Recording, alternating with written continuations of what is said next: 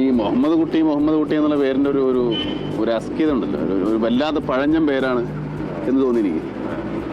പഴഞ്ഞം പേരെന്ന് പറഞ്ഞാൽ കുറച്ച് വലിയൊരു ആൾക്കാരൊക്കെ ഇല്ലേ, പ്രായമുള്ള ആൾക്കാർ. എൻ്റെ ഉപ്പാപ്പയുടെ പേരാണ്, ആ ലെവലിലാണ് ഞാൻ ചിന്തിക്കുന്നത്. അപ്പോൾ ഉളുപ്പര് മരിച്ചു പോയി എൻ്റെ ഓർമ്മയ്ക്കും.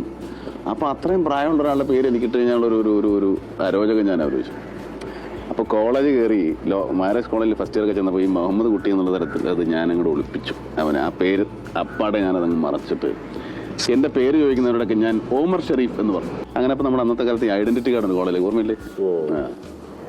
ഈ ഐഡന്റിറ്റി കാർഡ് ഒരുത്തൻ്റെ എൻ്റെ ഇന്ന് വീണ് കിട്ടിയപ്പോൾ എൻ്റെ പേര് ഇങ്ങനെ മുഹമ്മദ് കുട്ടി എന്നാണ്. നിന്റെ പേര് മമ്മൂട്ടി എന്നാണ്.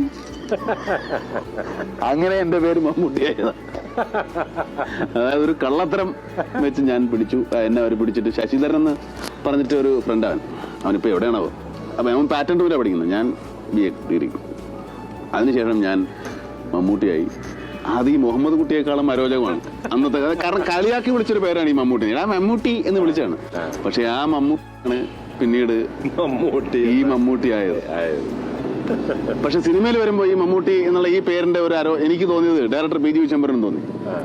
പുള്ളി പറഞ്ഞു ഈ മമ്മൂട്ടി എന്ന് പറയുന്ന ഒരു പേര് ശരിയാണോ, അപ്പൊ നമുക്ക് പേര് ഒരെണ്ണം നിർദ്ദേശിച്ചാൽ മതി, വേറെ പുതിയ പേരിടാമെന്ന് ചോദിച്ചു.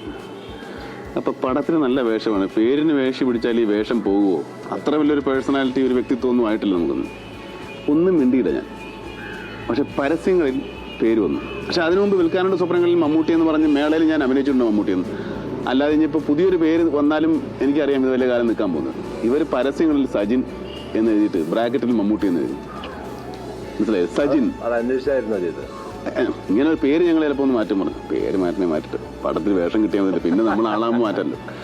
പക്ഷെ അവരങ്ങനെ ആ പേരിന് വലിയ ഒരു സ്ട്രെസ് കൊടുത്തില്ല. പരസ്യത്തിൽ സജിൻ ബ്രാക്കറ്റിൽ മമ്മൂട്ടി.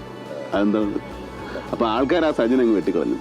പടം ഇറങ്ങുന്നതിന് മുമ്പേ മമ്മൂട്ടി ആയിരുന്നു.